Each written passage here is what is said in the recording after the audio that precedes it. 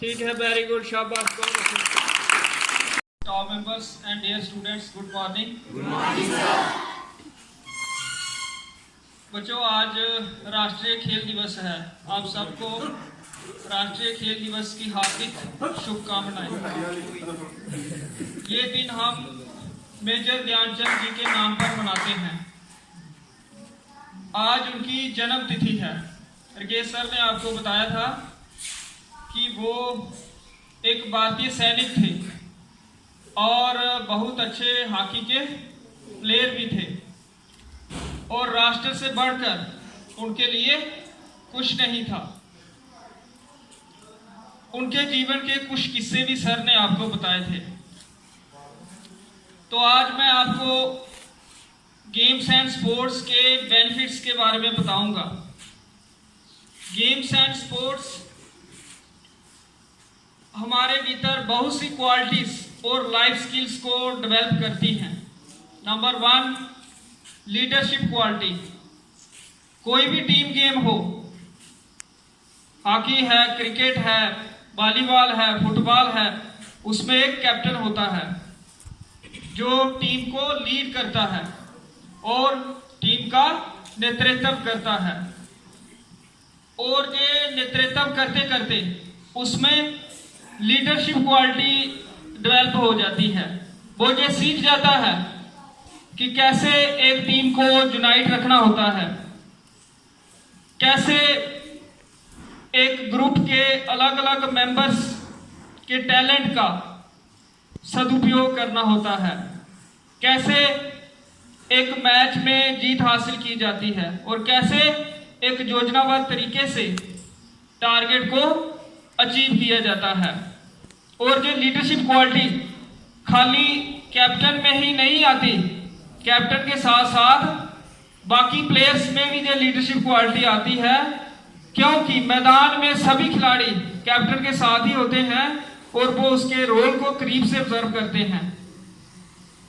इसके अलावा कभी ना कभी किसी न किसी स्तर पर हर खिलाड़ी को कैप्टन बनने का मौका भी जरूर मिलता है और उसमें लीडरशिप क्वालिटी विकसित होती है।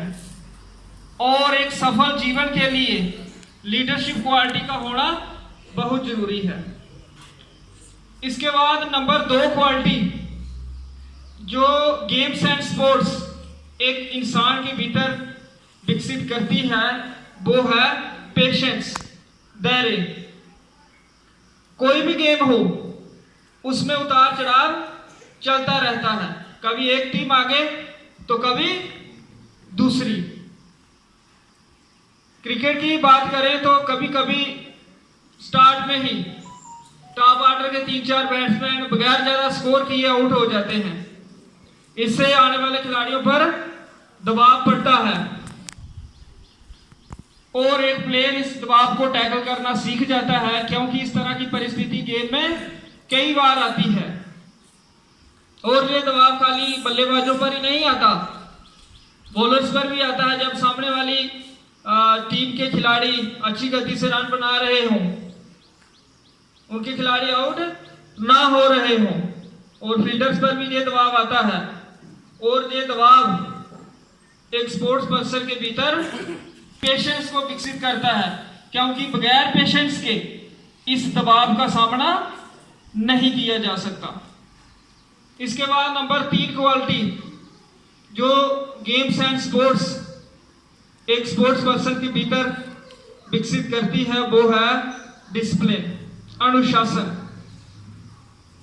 कोई भी गेम हो, जीत उसी खिलाड़ी की होती है या उसी टीम की होती है जो अनुशासन के साथ प्रैक्टिस करता है, जो समय पर मैदान पर पहुंचता है, डेली रूटीन में प्रैक्टिस करता है, जी जान लगाकर खेलता है, जी जान लगाकर अभ्यास करता है। और इसलिए पंक्चुअलिटी, रेगुलरिटी जैसे डिसिप्लिन के फैक्टर्स एक प्लेयर में ऑटोमेटिकली आ जाते हैं। इसके अलावा कोई भी स्पोर्ट्स पर्सन हो, चाहे मेल चाहे फीमेल, वो अपने खेल के इंटरनेशनल खिलाड़ियों को भी फॉलो करता है। जैसे कोई क्रिकेट ही खेलता हो तो वो जरूर विराट कोहली, रोहित शर्मा, जसप्रीत बुमराह, डेविड वार्नर, मिताली राज, हरमनप्रीत कौर जैसे खिलाड़ियों को फॉलो करता है। और इनका डिसिप्लिन, इन खिलाड़ियों का डिसिप्लिन स्पोर्ट्स पर्सन को जो फॉलो कर रहा है उनको मुतासिर करता है और आप में भी वो डिसिप्लिन आता है। इसी तरह लीडरशिप क्वालिटी, पेशेंस और डिसिप्लिन के अलावा और भी बहुत सारी क्वालिटीज एक स्पोर्ट्स पर्सन में आती हैं, जैसे बोल्डनेस, दिलेरी, कॉन्फिडेंस, आत्मविश्वास, कोऑपरेशन, सहयोग, करेज, हिम्मत, एंड्योरेंस, मजबूती, ऑनेस्टी, ईमानदारी, रिस्पेक्टफुलनेस, आदर सम्मान, सिंपैथी, सहानुभूति, टीम स्पिरिट, दल निष्ठा वगैरह वगैरह, ये सारी क्वालिटीज एक स्पोर्ट्स पर्सन में विकसित होती हैं। ये सारी क्वालिटीज एक स्पोर्ट्स पर्सन में नजर आती हैं। इन क्वालिटीज के अलावा गेम्स एंड स्पोर्ट्स हमारा मनोरंजन भी करती हैं, खेलने वालों का भी और देखने वालों का भी,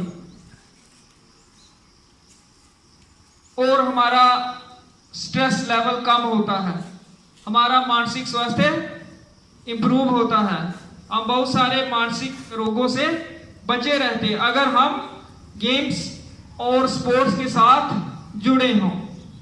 मानसिक स्वास्थ्य के साथ साथ हमारी फिजिकल हेल्थ भी ठीक रहती है, फिजिकल स्ट्रेंथ हमारी इंप्रूव होती है।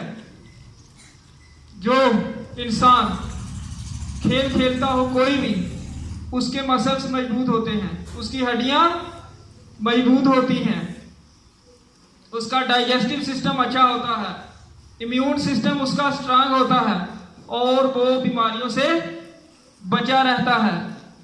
पढ़ने वाले छात्र अपना मैक्सिमम समय पढ़ाई की ओर लगा पाते हैं क्योंकि वो रोज स्कूल आ पाते हैं, क्योंकि वो बीमार नहीं पड़ते, उनकी मेमोरी अच्छी होती है, उनका कंसंट्रेशन लेवल अच्छा होता है, मतलब वो पढ़ाई की ओर ध्यान केंद्रित करने में ज्यादा सक्षम होते हैं।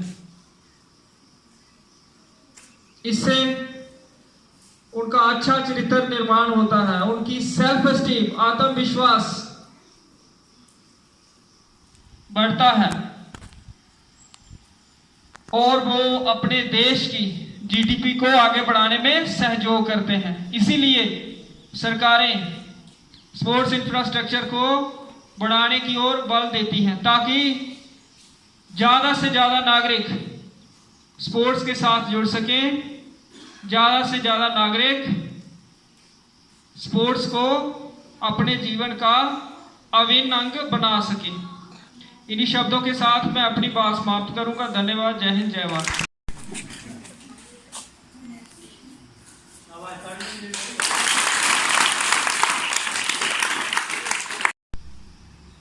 ठीक है, अप डाउन, 2 डाउन, 3 डाउन, 4 नीचे टच नहीं करना है, down, 5 down, 6 down, 7 down, 8 down, 9 down, 10 speed बताओ down, sir. 11 down, 12 down, 13 down, 14 down, 15 down, 16 down, 17 down, 18 down, 19 down, 20